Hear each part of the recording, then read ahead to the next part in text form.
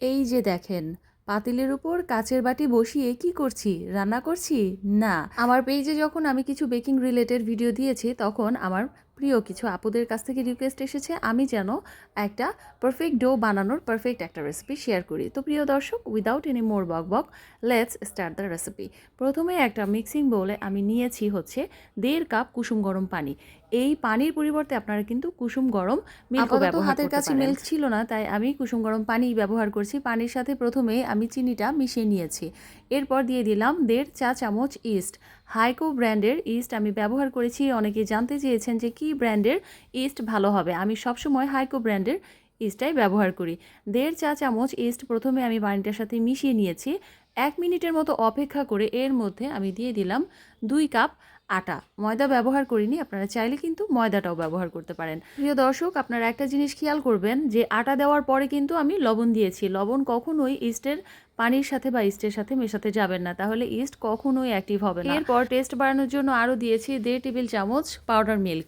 Powder milk যদি হাতের কাছে না থাকে, না দিলেও চলবে, কোনো সমস্যা নাই। এখন সবগুলো উপকরণ একসাথে মিশিয়ে ডোটাকে তৈরি করে নিতে হবে। এই পর্যায়ে কিন্তু কিছু সময় নিয়েই ডোটাকে ময়ান করে নিতে হয়। প্রথমের দিকটায় ডোটাকে মাখাতে মাখাতে অনেক স্টিকি মনে হয়। এই পর্যায়ে আমি দিয়ে দিব এখানে 1 টেবিল চামচ সয়াবিন তেল।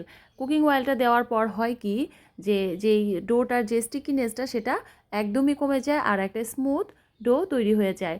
আমি প্রথমে এটাকে 4 থেকে 5 মিনিটের জন্য ময়ান করে নিচ্ছি। একটা ইস্ট মেশানো ডো পারফেক্ট করার জন্য অবশ্যই আপনাকে কিছু সময় নিয়ে এটাকে ময়ান করে নিতে হবে। আমি প্রথমের দিকটায় 4 থেকে 5 মিনিট এটাকে মথে নিয়েছি। এখন বাটির চারপাশটায় আরেকটু সয়াবিন তেল আমি হাতের সাহায্যে মেখে নিব।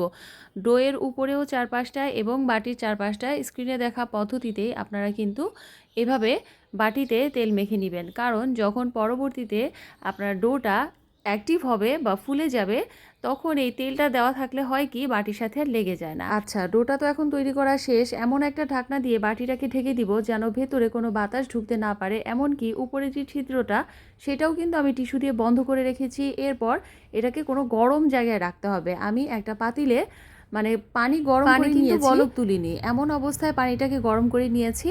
তারপর চুলাটা অফ করে দিয়ে তার উপর বাটিটা রেখে দিয়ে 1 ঘন্টার জন্য অপেক্ষা করেছি। 1 ঘন্টা পর আপনারা রেজাল্ট দেখতে পাচ্ছেন কত সুন্দর করে ডোটা অ্যাক্টিভ হয়ে ফুলে গিয়েছে। এখন এই ডো দিয়ে আপনারা যে কোনো নাস্তা, যেমন চিকেন বান হোক, বার্গার বান হোক বা পিৎজা বান হোক, পাউরুটি হোক, সব কিছুই অনায়াসে তৈরি করে নিতে পারবেন।